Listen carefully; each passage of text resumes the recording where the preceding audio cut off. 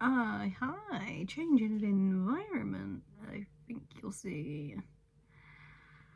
I am here because I've just been to see the new Bridget Jones movie. I know it's been out for like a month now, but I've only just now gotten around to seeing it because money and stuff, and I've had other things going on, and I also had to wait for both of my sisters to be free to go and see it as well, because we were kind of doing it as a sister day thing. Yeah, that broke my tiny little heart into a million little pieces. Holy shit. So I'm a Bridget Jones fan. I think the first one is brilliant. It's one of my favourite feel-good rom-com movies. I think it's just so quintessentially British. Even though Renee Zellweger's American, like, what the fuck? She just is so British to me. Maybe it's because the first thing I saw her in was Bridget Jones. But hey ho.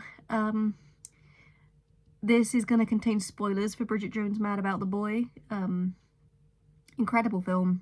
I definitely think it's better than the third Bridget Jones movie. Not as good as the first and not as good as the second, but I vastly enjoyed it more than the third. I didn't really like the third one that much.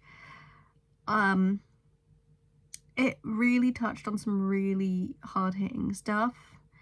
Obviously, this is your final spoiler warning. Yeah.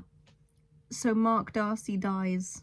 I'm so glad you didn't see the death happen and that it just started and he was already dead. I look so tired. Anyway, it started and he's already dead. But it was just some scenes that really just, it just hit me right in the face. It's brilliantly done, brilliantly acted. That it was still funny. It was still felt like a Bridget Jones movie, just with that essence of sadness to it. I cried about 5 separate times. Really enjoyed myself.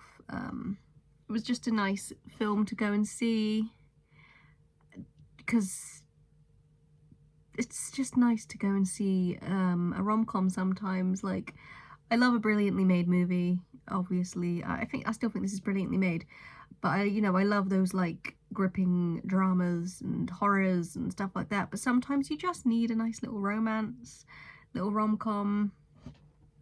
It's a healthy balance, you know?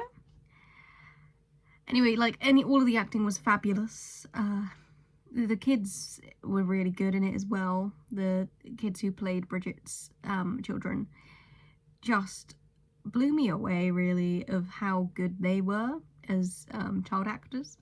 I can be very hit and miss with child actors, but it was so lovingly written. I believe Helen Fielding wrote the screenplay and she wrote the books, so it was in good hands.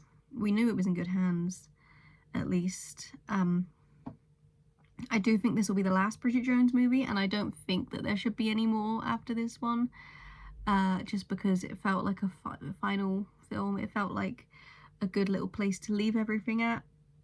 Obviously we said that about the second one, but then they brought out Bridget Jones's Baby, which was kind of mid.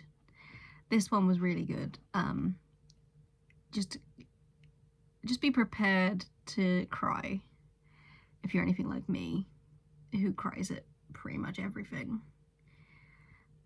This is just a really short little review video type thing. I just really wanted to speak about it. I just loved how clever the writing was as well. Some of the scenes were absolutely beautiful. Like, some of the cinematography was so nice to look at. And one thing I enjoyed in particular, it was a costuming design choice, where at the end of the movie, the son, Billy, he wears the same Christmas jumper as Colin Firth's character did in the first movie, which I thought was a really nice little touch. Definitely done on purpose. Like, you can't convince me otherwise. Hugh Grant was back. He was as fabulous as ever. He's looking old now, but he was still the same kind of character, but also grew a lot more. And yeah, that's kind of all I have to say on the matter. But go and see Bridget Jones if you're anything like me, who enjoys a good little rom-com. It's a brilliant film. I recommend it to really anyone. Cool. Thanks, guys.